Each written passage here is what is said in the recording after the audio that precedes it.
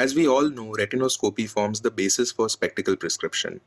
Now, the fundamental optics of retinoscopy can be quite complex, and unfortunately, not many of these can be understood by reading conventional textbooks.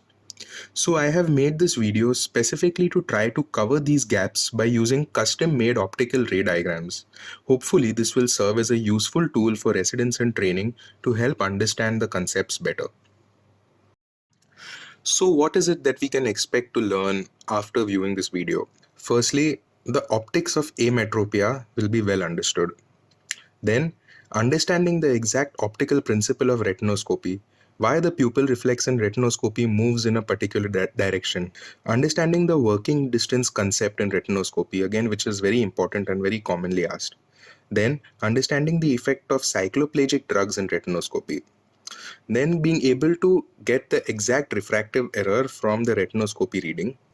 And finally, I'll be explaining a lot of concepts about astigmatism and how astigmatism can be deduced exactly from retinoscopy. Okay, let us start by understanding the optics of ametropia. So now, any ray diagram that I make will have the characteristics that are seen on the screen. That is, you have the eye, which we are testing, N, which is the nodal point of the eye. Nodal point is that point through which rays emerging or entering the eye will pass undeviated. The principal plane is a plane which passes through the nodal point to the fovea. The optical plane is that plane through which the refraction of this eye is supposed to take place. So if we consider that this entire eyeball is getting refracted in one plane, it will be at this optical plane. Now with this understanding of the diagram, let us see how do we define the refractive status of a particular eye. The refractive status of a particular eye, first of all, is defined with always accommodation being at rest. So with accommodation being at rest, what happens to parallel rays which enter the eye? Where do they focus? Do they focus on the retina, in front of the retina, or behind the retina? That is the first set of rays. And the second set of rays are the rays which emerge from the retina. What is the characteristic of them after they undergo refraction through the patient's optical plane? Are they divergent, are they convergent, or are they parallel? If so, where do they focus? So the point at which these rays emerging from the retina focus is called as the far point of that eye. So based on these two sets of rays, we can define the refractive status of an eye. So what happens in emetropia? Emetropia means no refractive error. So in emetropia, with accommodation being at rest, the parallel rays which enter, they focus on the retina. Now what happens to the rays which emerge from the retina? They come out parallel. Since they are parallel, they focus at infinity, but for all practical purposes, they focus at 6 meter distance, because the closest distance at which parallel rays focus is considered as 6 meters. So the far point of an emetropic eye is 6 meters.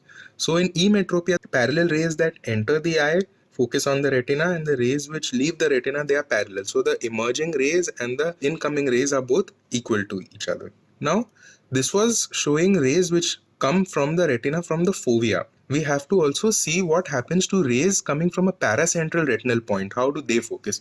So whenever we want to show how rays come from a paracentral retinal point, we do something called as the two-ray diagram. So the first ray passes from the paracentral point through the nodal point undeviated. This is the first. And the second ray passes parallel to the principal plane and undergoes refraction at the optical plane. So the rays which come out, as you can see in emetropia, are parallel. This ray diagram showing rays emerging from a paracentral retinal point is very important for retinoscopy, as we will see later, to know this sort of ray diagram. Now coming to hypermetropia. In hypermetropia, with accommodation being at rest, parallel rays that enter, they focus behind the retina. And the rays which come from the retina, they come out divergent.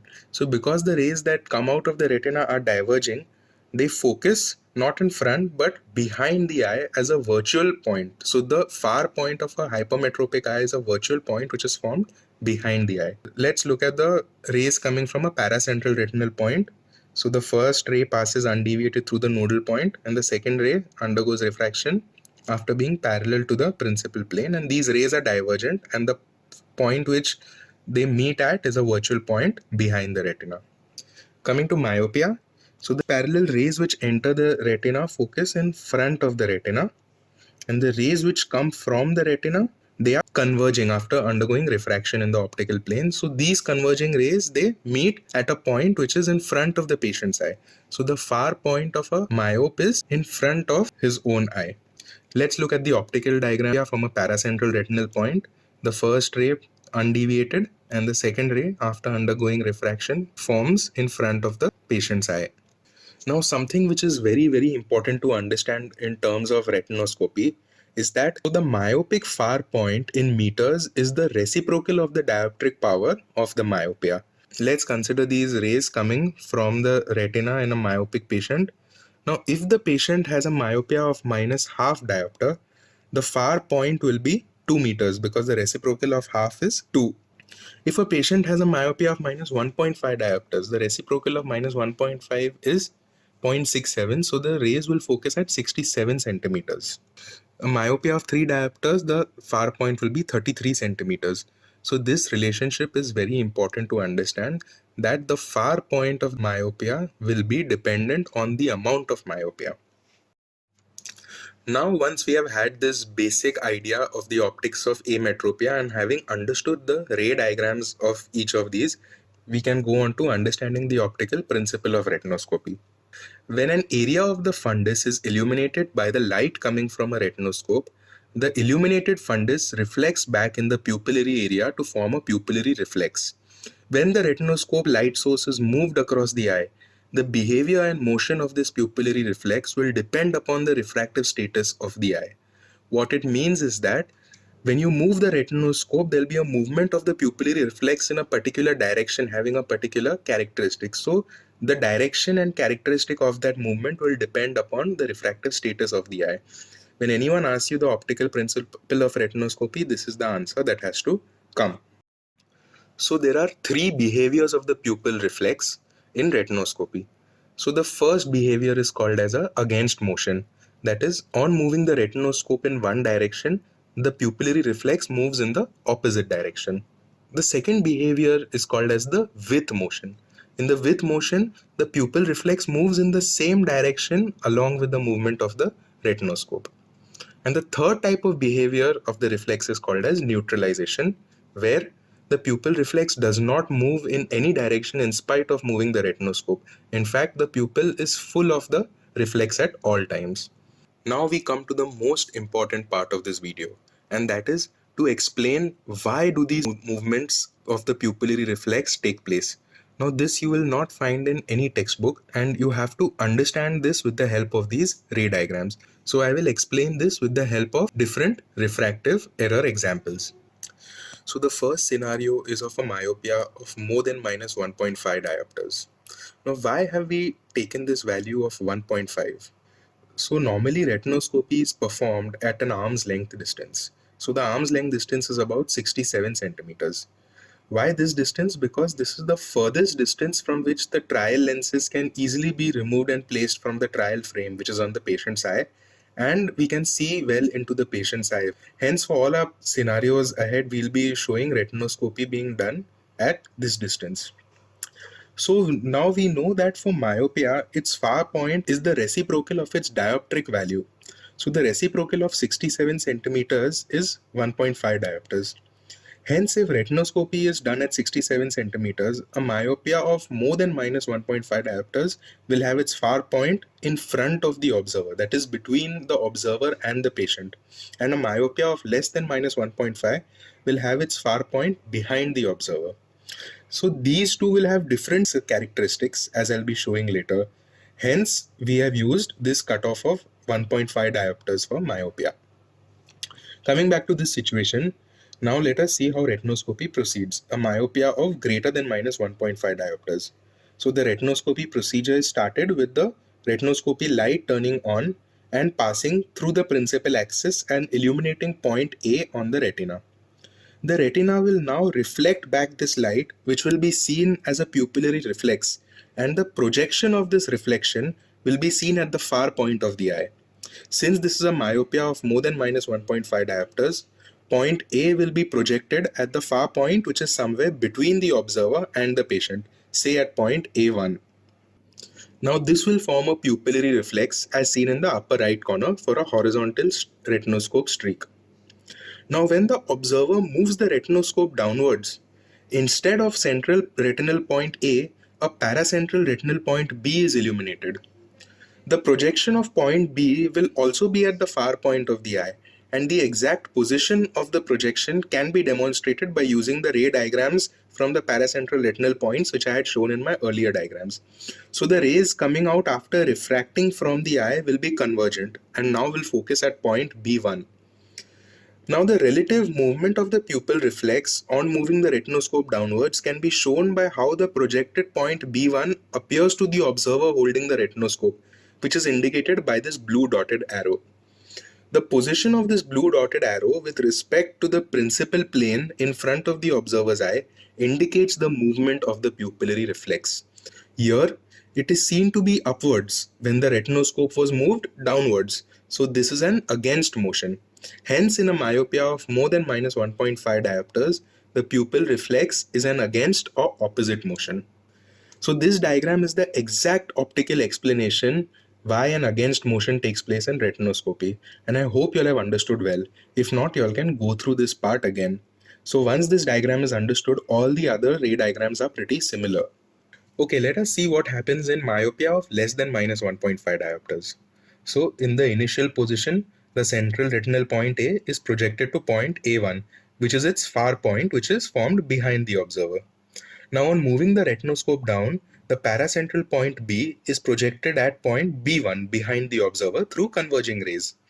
Now on extending this blue dotted arrow from point B1 to the retinoscope, the relative position of the blue arrow to the principal plane is downwards.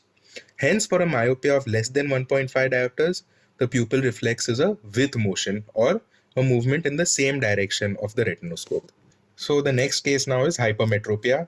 Again, in the initial position, central point A is projected to point A1, which is the far point, which is virtual and formed behind the patient's eye.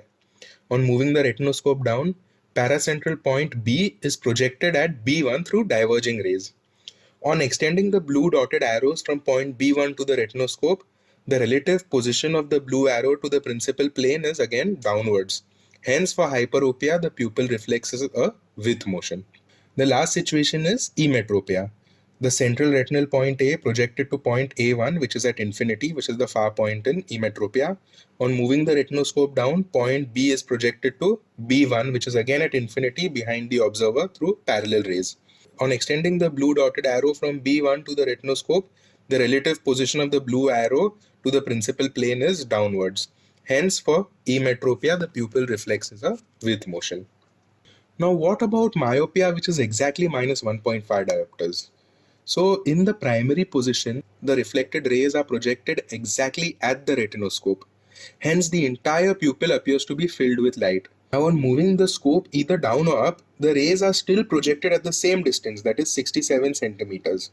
But the movement of the pupil reflex becomes so rapid that the observer is unable to perceive an actual with or against motion. So it is interpreted as no motion. So this is called as neutralization, and this is considered as the end point of retinoscopy.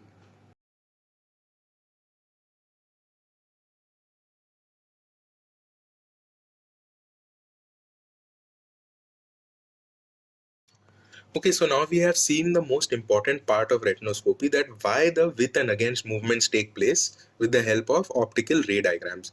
But many times these questions are asked in the exam and the examiner expects an answer. So you cannot always draw the diagrams to show the examiner. So if in words you have to answer, for example, if someone asks you, what is the retinoscopy reflex in myopia and why? So this is how you answer.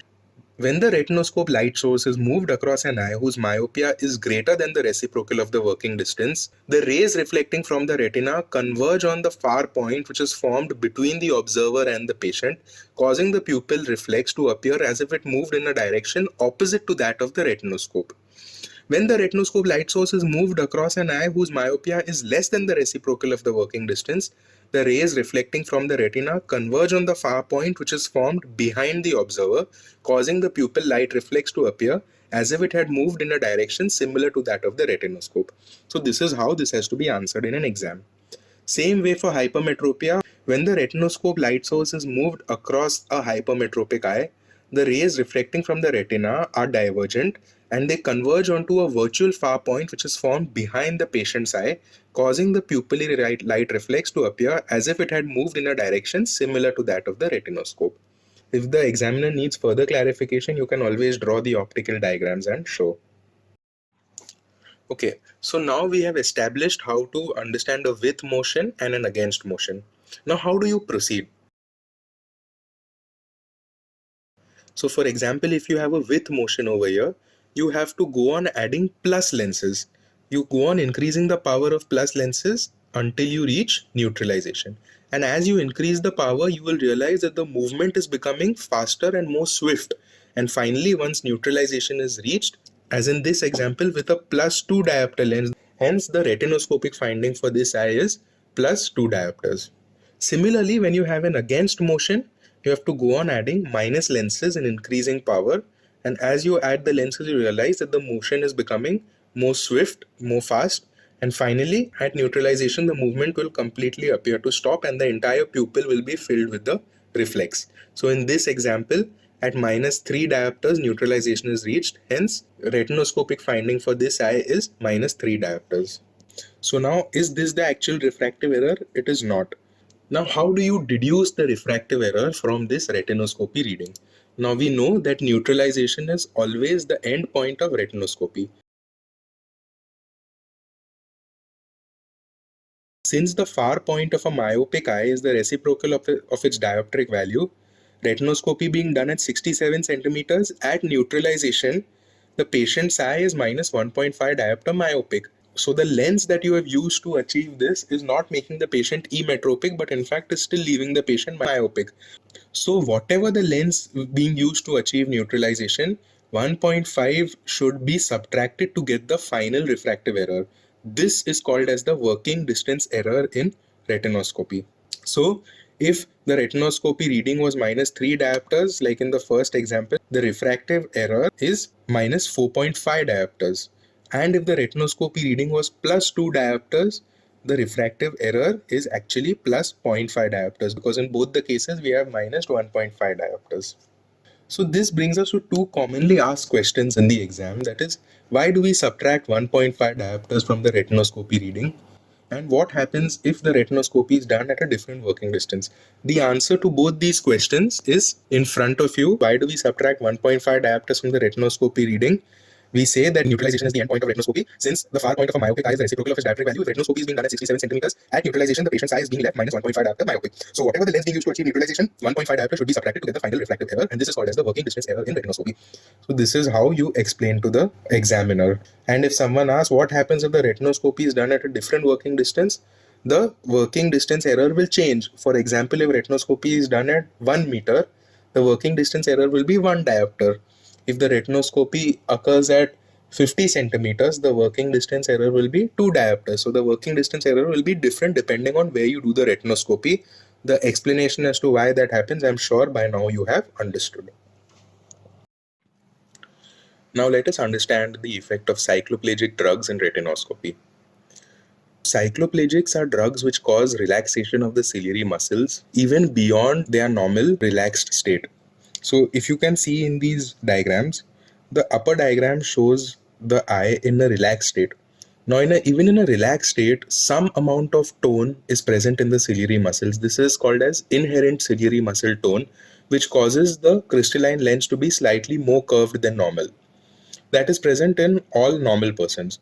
Now when a cycloplegic drug is put in the eye, that inherent tone of the ciliary muscles is lost. So the lens becomes even less curved. So what are the effects of cycloplegia? First is flattening of the crystalline lens, as can be seen in the lower diagram. Because of the relaxation of the crystalline lens, there is reduction in the total power of the eye. So an eye with normal inherent ciliary muscle tone, if parallel rays were focusing on the retina, with a cycloplegic drug, they focus slightly behind the retina. That means the eye becomes more hyperopic than normal.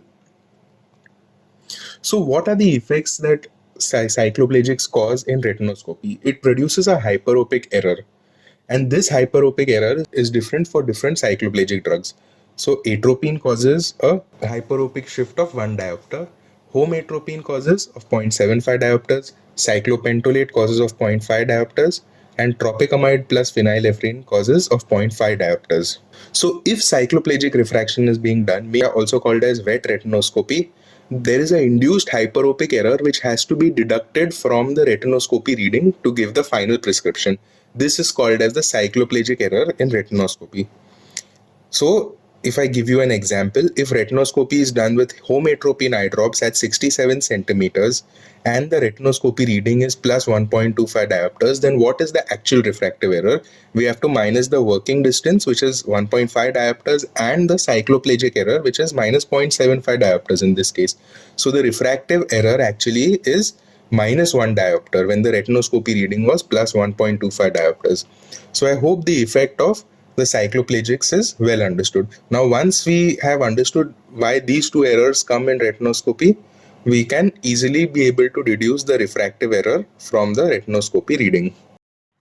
Now, coming to the last part of the presentation, we are going to discuss in depth about astigmatism, which is the most confusing part, not only with respect to retinoscopy, but also generally astigmatism is less understood. So, I'll try to explain it in detail.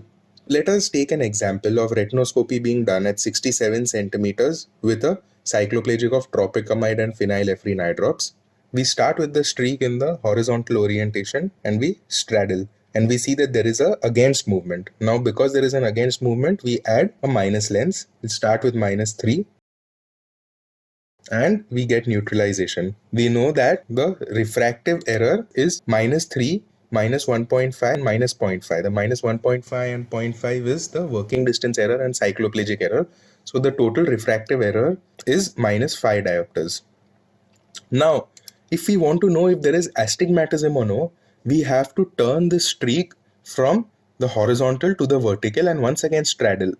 And once we straddle, we see that still neutralization is present. If neutralization is still present, that means there is no astigmatism and the refractive error for this patient is minus 5 diopters. Here. Now, what happens if on turning the streak from horizontal to vertical, the neutralization is lost? Now we are seeing an against movement. That means that astigmatism is present in this case, and we have to find out the axis and magnitude of the astigmatism. Now, before we go on to discussing about astigmatism in retinoscopy, I want everyone to understand the basics about astigmatism. What is a meridian and what is an axis? Let us understand astigmatism happens because of refraction through a toric surface. A toric surface is one in which the two principal meridia have different refractive powers or different convergence powers. So as you can see here, this red toric surface that is demonstrated has a vertical meridian and a horizontal meridian. And it can clearly be seen that the horizontal meridian is less curved as compared to the vertical meridian. So the horizontal meridian is shown in green color and the vertical meridian is shown in blue color. Now let us call the plane at which the vertical meridian is focusing as plane A and that which the horizontal meridian is focusing as plane B. Now let us assume we want to correct the cylinder in this particular toric surface. We want both the horizontal and vertical meridian to focus at plane A. Because the horizontal meridian is focusing beyond plane A, we need a cylindrical converging lens which will converge only the horizontal meridian up to plane A.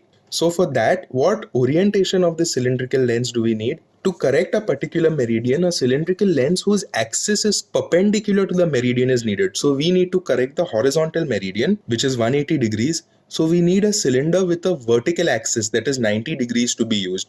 The axis of a cylinder is nothing but the plane around which the cylinder can rotate. When this cylinder with its axis at 90 degrees is put in front of this toric surface, it will correct the horizontal cylinder and make it focus at the plane which is desired. I hope by these 3D models it is understood that the axis of a cylinder that is needed to correct a meridian has to be perpendicular to the meridian.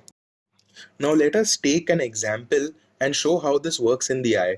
Suppose this red toric surface that we are talking about is the cornea. Since this is vertically steeper and horizontally flatter, we'll assume this vertical meridian to have a curvature of 44 diopter, whereas the horizontal to have a curvature of 41 diopter. So as you can see in the topography, you get a symmetrical vertical bow tie. So this is a with the rule astigmatism, meaning the vertical meridian is steeper than the horizontal meridian. Let us assume that this blue plane, which is plane A, is the retinal plane. So that means the green plane is focusing behind the retina. So this becomes a simple with the rule hyperopic astigmatism. If we want to correct this horizontal meridian, 180-degree meridian, we need a cylindrical lens of +3 diopter, which is in the 90 degrees. So the refraction of this patient would be +3 diopter cylinder at 90 degrees. Or if we transpose this prescription, it would be +3 diopter sphere and -3 diopter cylinder at 180 degrees.